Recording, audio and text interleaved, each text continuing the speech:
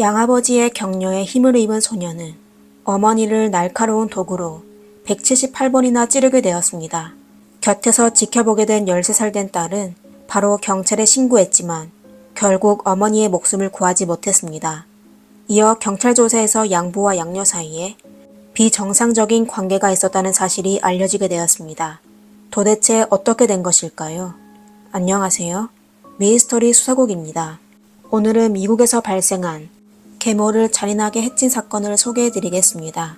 2012년 11월 16일 금요일 오전 1시 15분에 미국 오하이오주 윌로비의 한 주택에서 한 통의 신고 전화가 걸렸습니다. 전화를 건 사람은 13살 소녀 메건인데요. 소녀는 비명을 지르며 18살 된 언니 사브리나가 어머니를 찌르고 있다고 경찰에게 말했습니다.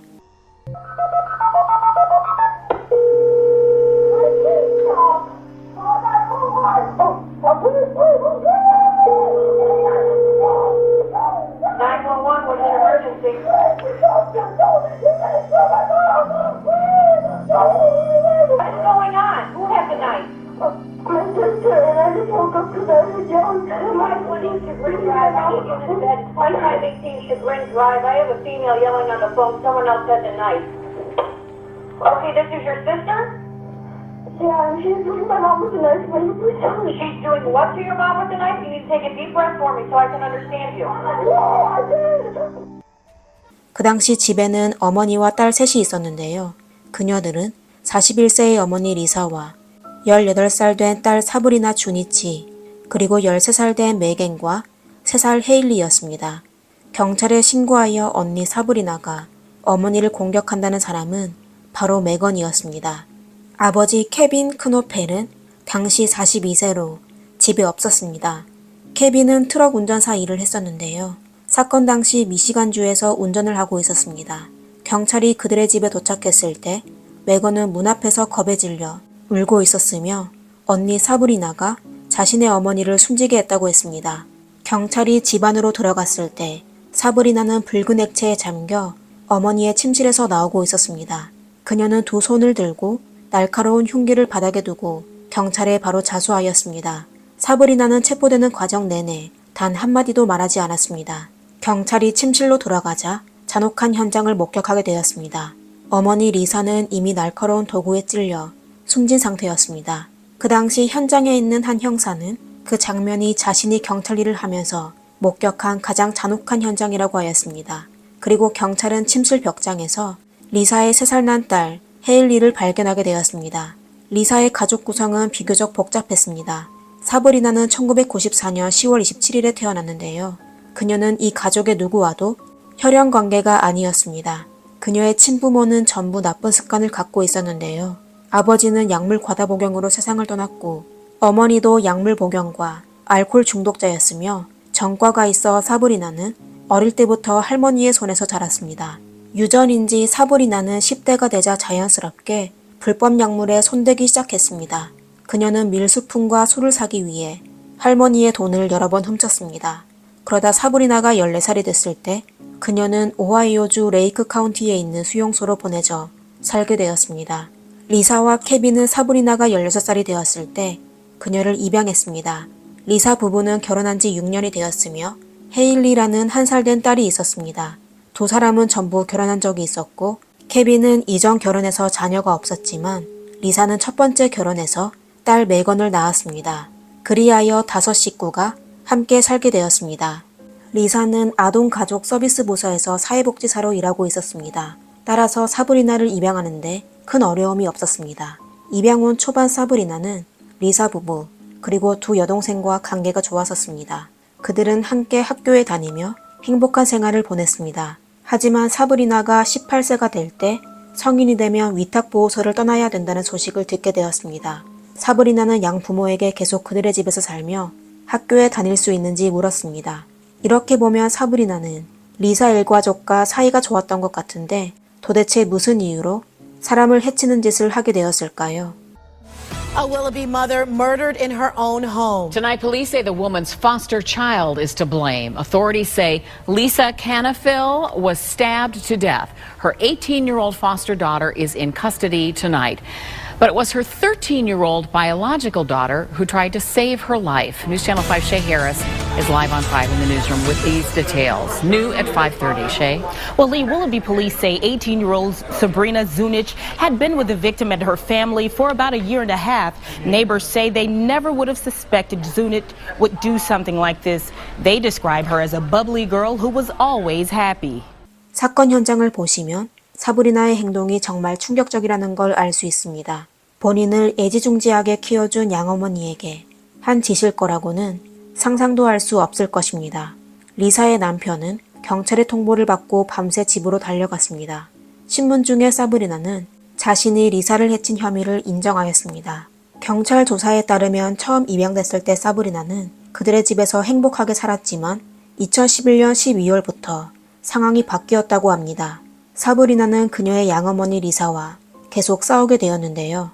그녀는 리사가 여동생들에게 더욱 잘해준다고 생각하며 질투하게 되었습니다. 그럼 사브리나는 질투로 범행을 저지른 것일까요? 왠지 범행 동기가 너무 인위적인 것 같았습니다. 경찰은 수집한 모든 단서를 모아 사건의 진실을 밝히려고 하였습니다. 사실 사브리나가 범행을 저지르는 도중 그녀의 손에도 상처를 입어 병원으로 이송되었습니다. 퇴원 후 사브리나는 바로 경찰에 체포되었지만 그녀는 사건의 세부 사항과 이유에 대해 언급하지 않았습니다. What do you recall? Yesterday? Mm-hmm. Getting done with my homework? Getting, I don't know, and that's it. Mm-hmm. I'm going to bed. And we're at home. Mm-hmm. What, anything unusual happen? I don't know.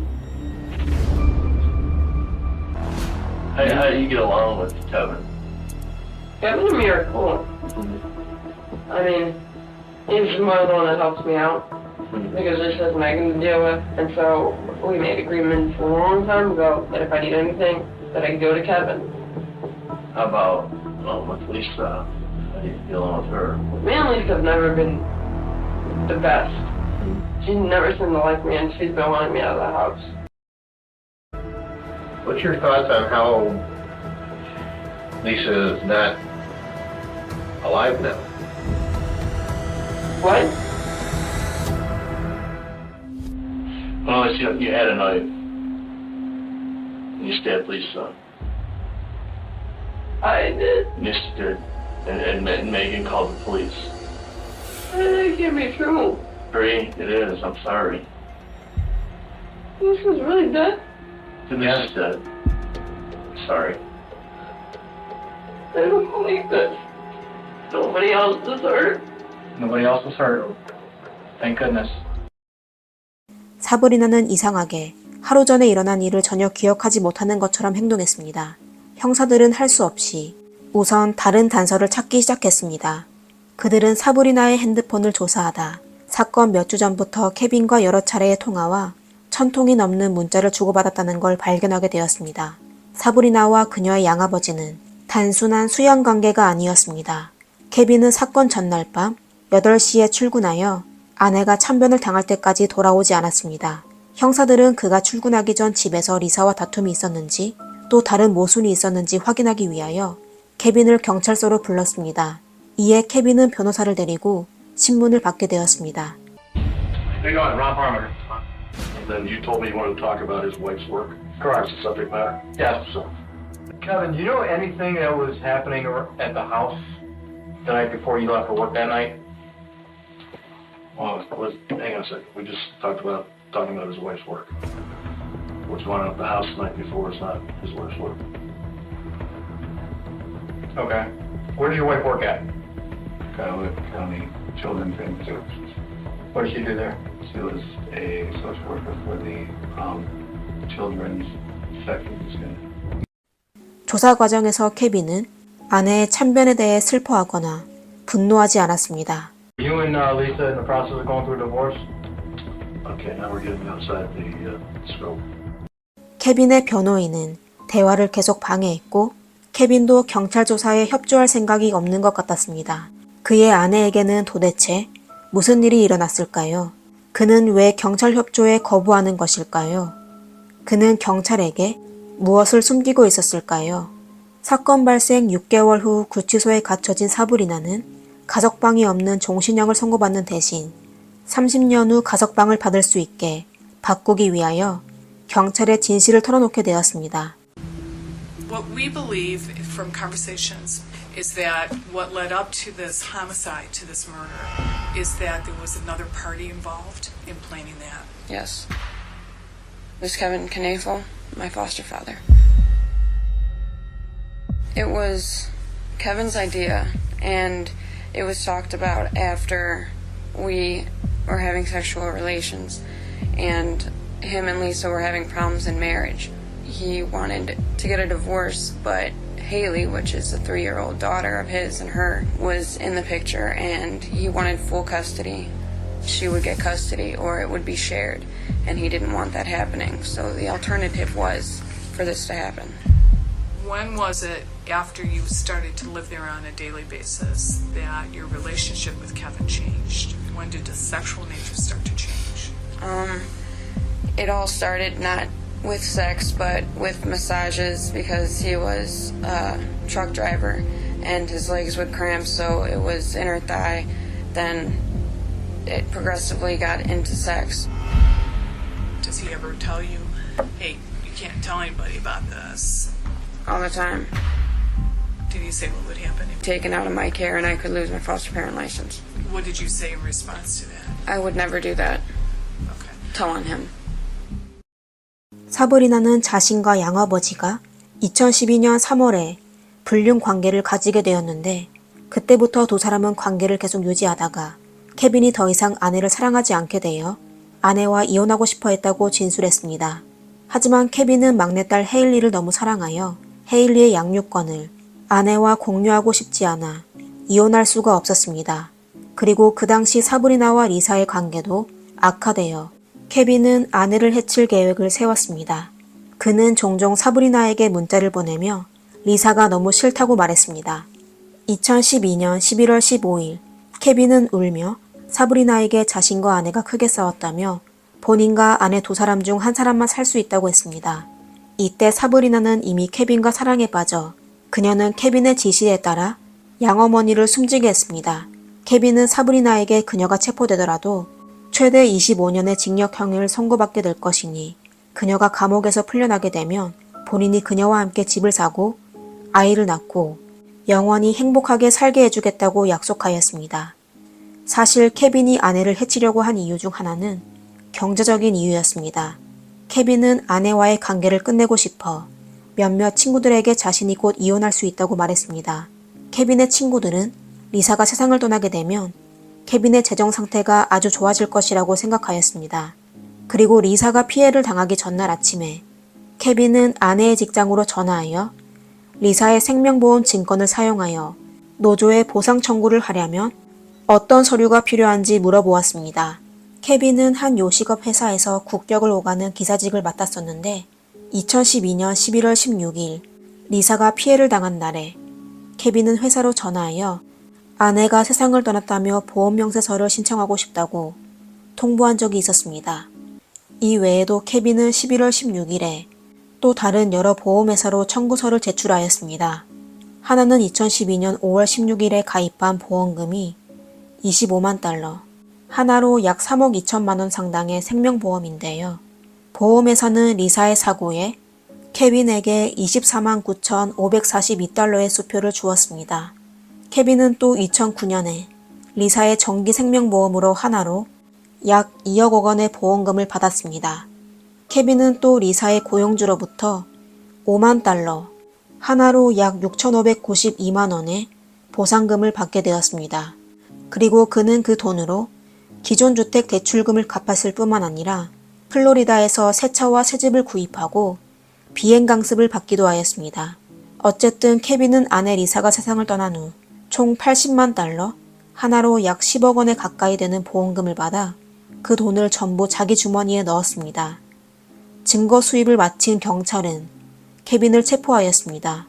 그는 가중계획 폭행과 6건의 폭행 혐의로 기소되었습니다.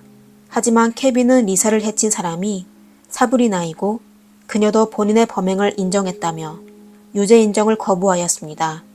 사실 검찰이 해야 할 건 케빈이 11월 16일 아침에 발생한 사건에 대해 알고 있으며 범행 계획을 도와줬는지 증명하는 것입니다. 리사는 세상을 떠나기 몇 개월 전부터 좀 이상해 보였습니다.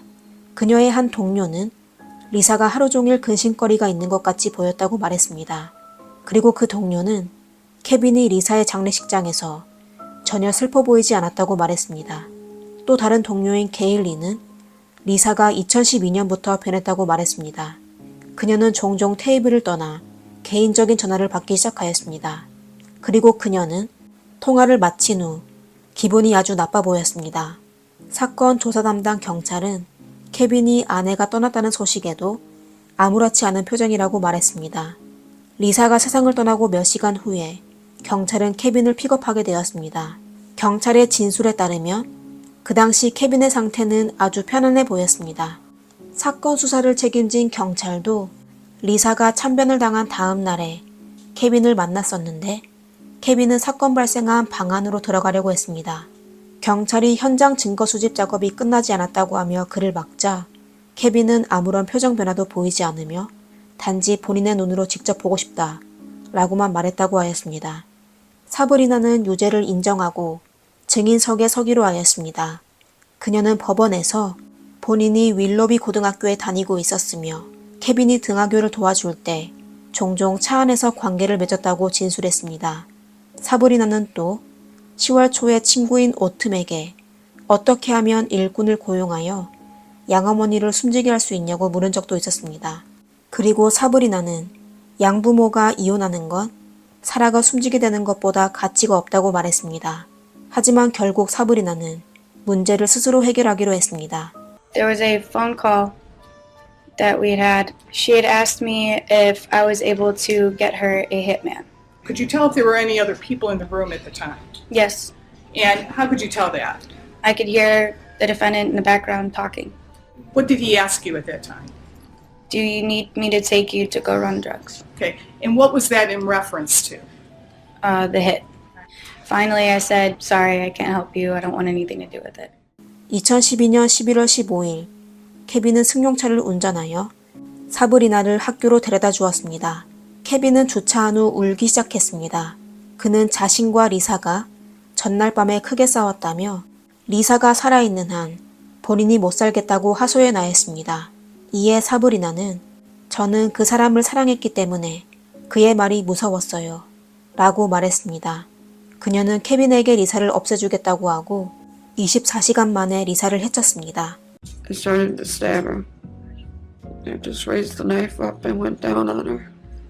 Why is it that you could violently and brutally stab her repeatedly 178 times? Because I was manipulated to do it. By who? Kevin. Defendant, I would advise the court that the defendant was entrusted with the care of a foster child and abused that trust by engaging in an illicit sexual relationship with that foster child. He conspired and acted in complicity with his foster child to murder his wife. A weapon was used during the murder of Lisa Knafel, and that was a knife. Several firearms were found during the execution of a search warrant at the time of the defendant's arrest last Friday, and Where was that? the defendant demonstrated how Sabrina Zunic should stab Lisa Knafel and how to twist the knife into Lisa Knafel's body. 검찰은 리사의 부상 부위에 대해 증언하기 위해 법의학 병리학자 리처드 조셉 네파를 법정으로 불렀습니다. 리처드 조셉 의사는 리사의 부검을 감독했었습니다. 그는 리사의 턱 부위에 치명적인 상처가 있다고 말했습니다.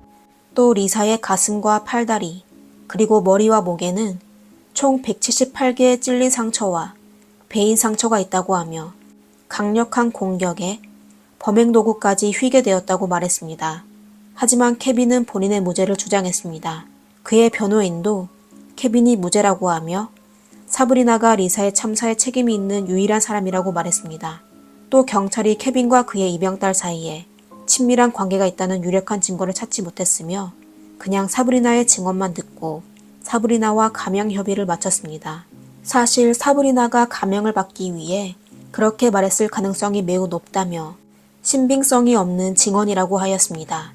그리고 변호인은 사건 발생 2주 전에 리사가 사브리나에게 2013년 1월 1일 이전에 집을 떠나라고 하여 사브리나가 리사를 해친 거라고 하였습니다. Client who cannot express remorse because he wasn't involved. There are 3 victims in this case. The victims are Lisa Knaefel, Haley Knaefel, and Kevin Knaefel. If the people at juvenile court and the social workers were upset with themselves, had they done their job, Sabrina Zunick never would have been placed in anyone's home, the Knaefels or anyone else's. And there was adequate information in the record that all of those people had to have them reach that conclusion. 이 사건이 발생했을 때 가장 용감한 사람은 리사의 딸 메건이었습니다. 사브리나가 어머니를 날카로운 무기로 찌르는 것을 목격한 소녀는 사브리나에게 달려가 몸으로 그녀를 막으려고 했습니다. 하지만 힘으로 사브리나를 이길 수 없자 메건은 바로 방 안으로 달려가 경찰에 신고 전화를 걸었습니다. 그리고 메건의 친부도 법정에 출석하여 자신의 의견을 이야기하였습니다. I'd like to say, Lisa, we miss you, and you, Kevin, what a piece of crap you are. Yes, Mr. Zanoa, I realize your emotions are great, but I would ask that you please restrain yourself and just address. You are a weak individual. Objection, Your Honor. Mr. Zanoa, continue. You could do some heinous act that would take someone's life away from 2 little girls. And I hope, Judge, that you will give him the maximum sentence. Because my daughter and my daughter's sister think about their mother every day. And I sure hope that you think about what you did in jail. And I hope you rot in jail the rest of your life. 배심원단은 거의 10시간 동안 심의한 결과 케빈에게 총 11가지 혐의의 유죄를 선고하였습니다. Mr. Knaefel, I have to tell you that I have great difficulty in this case. I realize that throughout this process, as your attorney has indicated you have done nothing wrong. Your attorney has indicated that, has championed that cause for you. The jury listened to that, but the jury did not agree. The jury's verdict indicates that they believe that this murder would not have happened without your involvement, without your encouragement, without your action, without your directions. As such, you stand before me convicted of 11 offenses. Therefore, the court has no choice in this matter but to begin sentencing. 결국 케빈은 가석방 신청이 가능한 무기징역을 선고받았고 사브리나는 본인의 특급 상해죄를 인정하고 30년 후 가석방이 가능한 무기징역을 선고받았습니다. 케빈은 현재까지도 자신의 결백을 주장하고 있습니다. 그는 입양한 딸과 부적절한 관계를 맺은 적도 없고 딸에게 아내를 해치라고 지시한 적도 없다고 하였습니다. 그리고 2017년 2월 현지 법원의 판사는 두 죄수에게 리사의 2딸 메건과 헤일리에게 달러로 620만 달러, 하나로 약 82억 원의 배상금을 지불하라는 판결도 내렸습니다. 사브리나는 500만 달러, 하나로 약 66억 원을 배상해야 하고 케빈은 120만 달러, 하나로 약 16억 원을 배상해야 합니다. 그들은 아마 평생 갚아도 전부 갚을 수 없을 것입니다. 오늘의 영상은 여기까지입니다. 여러분은 케빈이 유죄라고 생각하시나요? 영상 아래에 댓글에 남겨주세요. 감사합니다. 미스터리 수사국입니다. 다음 영상에서 뵙겠습니다. 중국 스촨성 SNS를 운영하는 티베트족 출신 젊은 여성이 있습니다. 2020년 9월 14일 자택에서 생방송을 하던 중 전 남편이 그녀의 몸에 휘발유를 붓고 불을 질러 온몸이 심한 화상을 입게 된 사건이 있었습니다.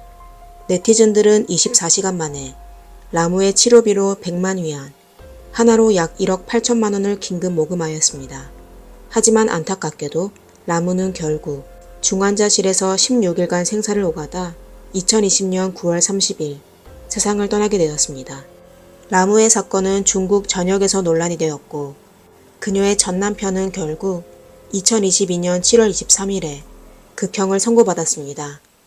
안녕하세요 여러분. 미스터리 수사곡입니다. 지금부터 라무의 사건을 천천히 살펴봅시다. 오늘 주인공은 1990년 중국 수촨성 아바현 쥔찬현에서 태어난 아무추입니다. 아무추는 2018년 5월부터 쇼트클립 계정을 만들어 라무라는 닉네임을 사용하였습니다.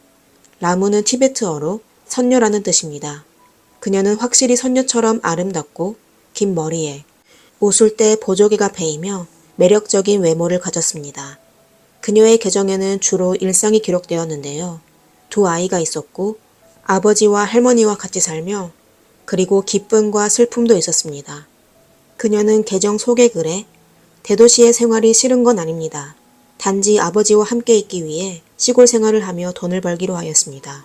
그리고 산에 있는 보물을 더 많은 사람들과 공유하고 싶었습니다. 라고 적었습니다.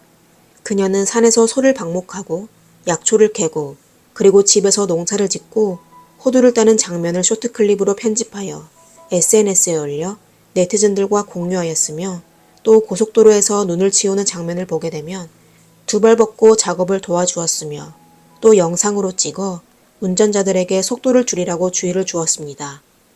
今天我们在317国道上，这里下雪了，冰雪路特别危险，我们就在这里负责刷那个盐巴。开车的朋友们小心一点哦。 팬데믹 기간에 그녀는 우한을 응원하는 영상을 만들기도 했습니다. 대부분 영상에서 그녀는 화장하지 않은 채 등장하였습니다. 계정 상단 영상의 라무는 카메라를 바라보며 동충하초를 캐서 번 돈을 자랑하고 있습니다. 오늘 너무 행복해요. 산 타는 게 조금 힘들긴 했지만 돈을 본 순간 정말 모든 걸 잊어버렸어요.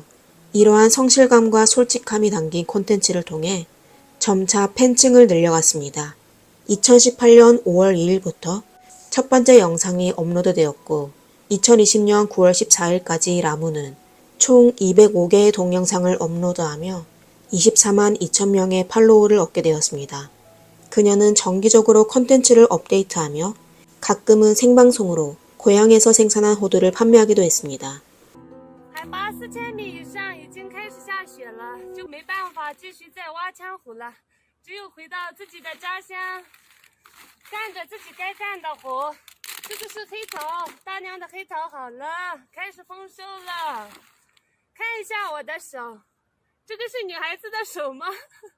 但是吃起来特好吃哦，我家的黑桃特别多。 라무가 살고 있는 금천현은 해발이 아주 높습니다. 자연 풍경은 좋았지만 지역이 위험하고 교통이 불편하며 경제가 발달되지 않았습니다. 현지인의 주요 수입원은 여전히 농업과 축산업입니다. 많은 젊은이가 돈을 벌기 위해 외지로가 일했습니다. 하지만 라무는 어머니가 세상을 떠나고 홀로 남게 된 아버지의 건강이 나빠 외지로 가지 않았습니다. 그녀는 고향에 남아 아버지와 함께 농사를 짓고 여름에는 산에 가서 약초를 캤었습니다. 2020년 9월 1일 업로드한 영상을 통하여 약초가 무성히 자라는 계절이라는 걸 알 수 있습니다. 그녀는 노란 고무신을 신고 비닐 가방을 들고 약초 채집 도구를 들고 또다시 아버지와 함께 약초를 캐러 산을 타기 시작하였습니다. 산을 오르는 게 매우 번거로워 한번 산을 탈 때마다 며칠 동안 산에 머물러야 합니다. 약재를 충분히 캐낸 뒤에서야 두 사람은 산을 내려왔습니다. 그녀와 그녀의 아버지는 산에서 플라스틱 시트로 만든 텐트에서 자야 했으며 떠나기 전에 최소한 보름 동안 먹을 수 있는 식량을 가져와야 합니다. 그러나 항상 약초 채집이 좋은 것도 아니어서 어떤 날은 몇 킬로그램만 캐서 오고 또 어떤 날은 공을 치는 날도 있었습니다. 약초를 건조시킨 후 한약재로 팔았는데요. 250g당 하나로 약 5,500원에 팔 수 있었습니다. 사실 1년 동안 얼마 벌지 못했습니다. 하지만 이건 라무와 아버지의 주요 수입원이었습니다. 산에 있는 동안 라무는 거의 매일 영상을 올려 약초를 채집하는 과정과 산에서의 생활을 자세히 공유하였습니다. 2020년 9월 13일, 13일 동안 약초를 따느라 고생한 끝에 라무는 마침내 기쁜 모습으로 나타났습니다. 그녀는 등에 매기도 어려울 정도의 약초를 직접 만든 수레로 산 아래로 끌고 내려갔습니다. 2020년 9월 14일 그녀는 단장을 하고 민족 의상을 입고 또 하나의 영상을 녹화하여 SNS에 올렸습니다. 그리고는 게시글에 흰색 카타를 전국에 있는 친구들에게 바쳐 여러분의 모든 소원이 이루어지기를 바랍니다. 그리고는 자시들러라고 인사하였습니다. 자시들러는 티베트어인데요. 환영하고 축복한다는 뜻이었습니다. 산에서 열흘 넘게 있다가 드디어 집으로 돌아온 라무는 저녁 8시쯤 생방송을 켜고 산에서 있었던 일을 팬들과 공유하려고 했지만 생방송이 시작된 지 얼마 되지 않아 누군가가 그녀의 집으로 쳐들어가 생방송이 중단되었습니다. 팬들은 생방송이 중단되기 전 라무가 아빠! 형부! 라고 외치는 소리를 듣게 되어 많이 걱정이 되어 댓글을 남겨놓았지만 라무는 아무런 회신을 해주지 않았습니다. 그러다 3일 후인 9월 17일에 라무의 언니가 라무의 계정에 로그인하였습니다. 그리곤 사진 한 장을 업로드해 라무의 팬들과 사회적인 관심을 받게 되었습니다. 언니는 게시글에 라무를 사랑하는 여러분, 저는 라무의 언니입니다. 라무의 전남편이 제 여동생을 휘발유로 불태웠습니다. 동생은 지금 국립병원 중환자실에 있는데 아주 위독한 상황이어서 긴급히 다른 병원으로 이송해야 하고 치료비가 100만 위안, 하나로 약 1억 8천만 원 정도가 필요합니다. 부디 여러분께서 선의를 베풀어 주시어 저의 불쌍한 여동생을 구해 주십시오. 무릎 꿇고 부탁드립니다. 라고 적었습니다. 곧이어 그 영상은 많은 관심을 끌게 되었습니다. 얼마 안 돼 라무의 언니는 그날 밤에 일어난 일을 언론에 이야기하였습니다. 라무의 집은 2층 집이었는데 위층에는 라무와 아버지가 살고 있었고 아래층에는 언니 돌마와 형부가 살고 있었습니다.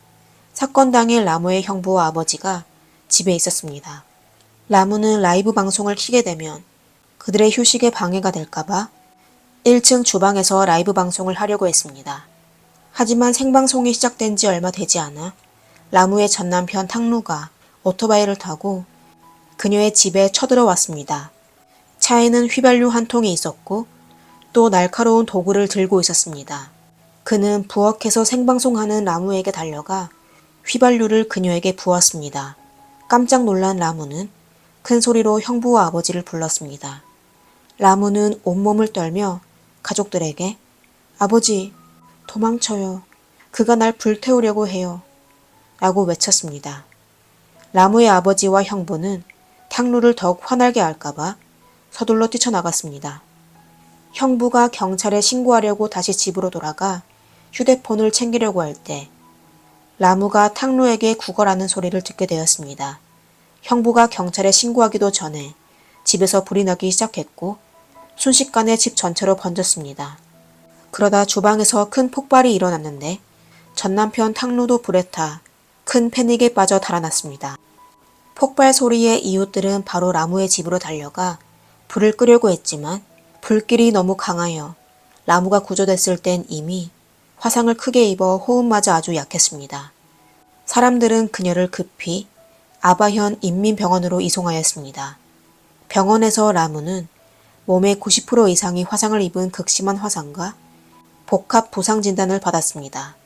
게다가 그녀의 몸에는 6개에서 7개의 흉기에 의한 상처가 있었습니다. 라무의 심각한 부상에 현지 병원의 의료 조건이 부족하여 라무는 이틀 만에 청두에 있는 병원으로 가게 됐습니다. 하지만 농사를 짓고 약을 캐어 겨우 생계를 유지하는 가족들에게 비싼 의료비가 큰 부담이 되었습니다.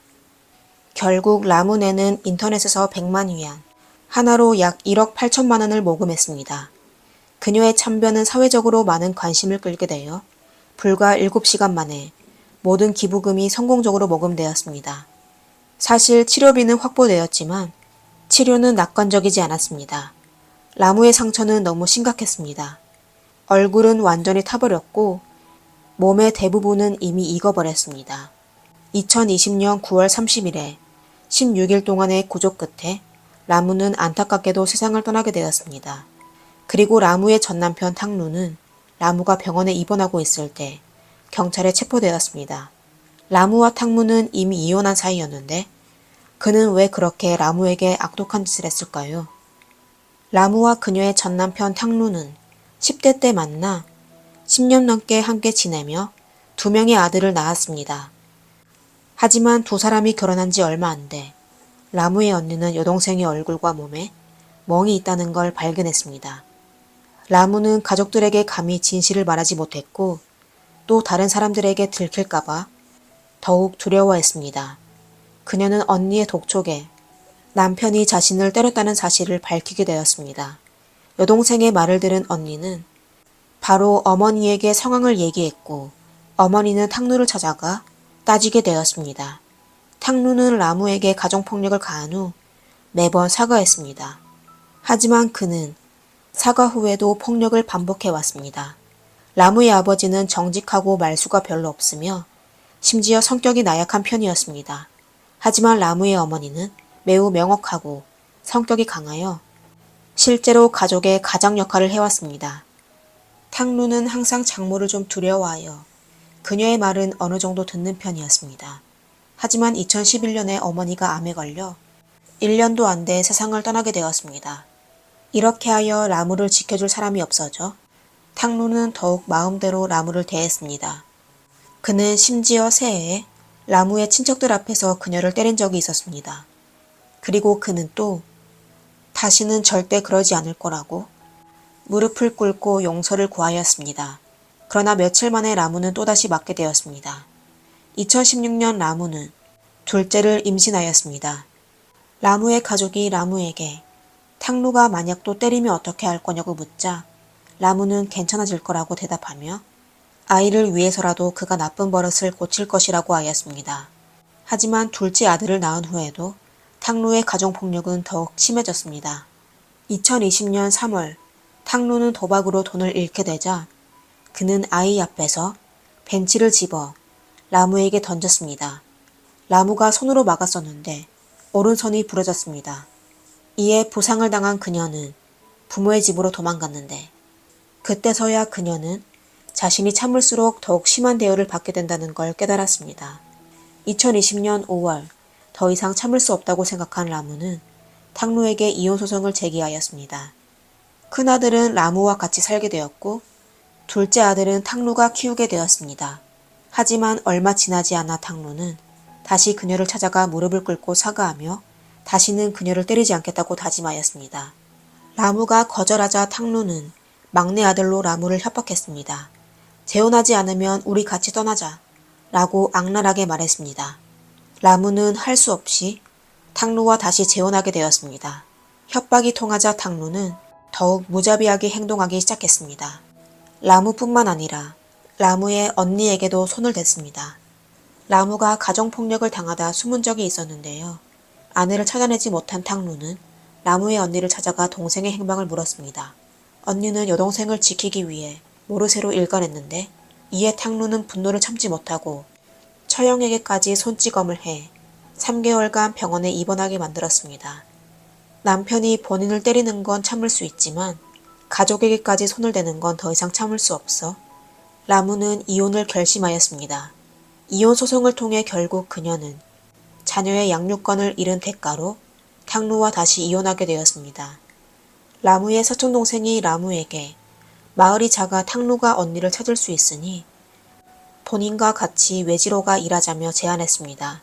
하지만 라무는 효녀여서 홀아버지가 전남편에게 보복당할까봐 또 아버지의 건강이 편찮으셔서 돌볼 사람이 필요하였습니다. 무엇보다 만약 외지로 가게 되면 아이들을 만날 수 없어 그녀는 결국 고향에 남아있기로 하였습니다. 라무는 아버지와 함께 농사를 짓고 약초를 캐러 산속에 다녔으며 또 영상을 만들어 언니와 함께 지역 특산품을 판매하는 전문점을 운영하였습니다. 이미 이혼을 했기 때문에 그녀의 전남편이 라무를 해칠 수 있을 거라고는 아무도 상상하지 못했습니다.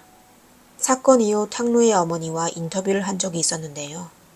그녀는 며느리 라무가 동영상 촬영으로 돈을 벌기 시작하고 마음이 변해 아들과 며느리의 사이가 나빠졌다고 하였습니다. 두 사람의 마지막 2년 동안의 결혼 생활에 라무는 SNS 계정을 개설하여 일상을 사람들과 공유했습니다.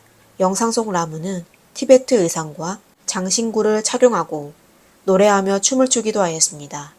하지만 시골 사람들은 그녀를 이해하지 못하여 뒷담화하기 시작했고 이에 탕루는 체면을 구기게 되었다고 생각했습니다. 또 라무는 영상에서 아버지와 아이들을 부양하기 위해 돈을 벌어야 한다고 했습니다. 이런 말에 다들 흔한 잡담이라고 생각했지만 탕루가 듣기에는 아주 거북했습니다. 그리고 생방송 중 라무가 네티즌들과 교류하는 모습에 탕루는 더욱 질투심을 느꼈습니다. 얼굴도 모르는 팬들과 다정하게 이야기한다고 아주 싫어했습니다. 그리고 일부 팬들은 라무를 사랑하는 베이비라고 부르기도 하며 탕루를 더욱 화나게 만들었습니다. 탕루의 어머니도 이게 비극의 원인이라고 생각하였습니다. 그럼 과연 사실이었을까요? 탕루는 라무를 10년 가까이 학대하였습니다. 두 사람은 이미 이혼했고 라무는 하고 싶은 일을 할 수 있었습니다. 다시 이야기하자면 라무가 무엇을 하든지 탕루와 아무 관계가 없었습니다. 정신이 정상적인 남자라면 전처가 고생하며 사는 모습을 보게 되면 마음 아파하지 않더라도 사람을 해치지는 않을 것입니다. 하지만 통제와 질투에 잠긴 탕루는 항상 라무가 자신의 노예라고 생각했으며 그녀는 본인이 시키는 대로 해야 한다고 생각했습니다. 라무와 이혼한 후에야 자기 삶이 완전히 망가졌다는 걸 깨닫게 되었습니다. 탕루는 이혼한 후 다른 여자와 사귄 적이 있었지만 얼마 지나지 않아 두 사람은 헤어졌습니다. 그제서야 그는 라무를 좋아한다는 걸 깨닫게 되어 재혼하려고 했지만 라무가 단호히 거절하자 그는 마음속으로 라무를 원망하기 시작했습니다. 그는 라무가 자신과 헤어진 후 더욱 잘 살게 되어 원한에 빠지게 되었습니다. 2021년 10월 14일 법원은 1심에서 탕루에게 극형을 선고했습니다. 2022년 7월 23일 탕루의 신원을 확인한 후 그에게 극형이 실시되었습니다. 라무의 아버지 삼랑가는 매우 슬픕니다. 내 딸이 나를 보호해주는 것에 항상 익숙해져 있었어요. 딸이 불타게 된 순간 나도 도망가라고 큰 소리를 외쳤어요. 라무는 잘못한 것이 없었습니다. 단지 가정폭력에서 빠져나와 평범한 삶을 살고 싶었을 뿐입니다. 딸은 아버지와 아이를 위하여 열심히 살아왔습니다.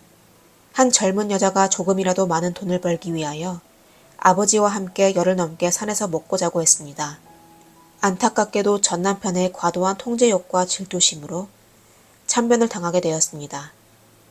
이 세상의 비극은 언제나 놀라울 정도로 비슷합니다. 라무의 이야기는 다시 한번 우리에게 가정폭력은 한번 발생하기만 하면 끝이 없이 계속 이어질 것이라는 걸 알려주었습니다. 만약 정말 사랑한다면 그 관계에는 폭력이 없을 것입니다. 그리고 폭력이 나타나기만 하면 사랑은 이미 없어졌을 것입니다. 오늘의 사건은 여기까지입니다. 재미있게 보셨다면 좋아요와 구독 부탁드립니다. 감사합니다. 미스터리 수사국입니다.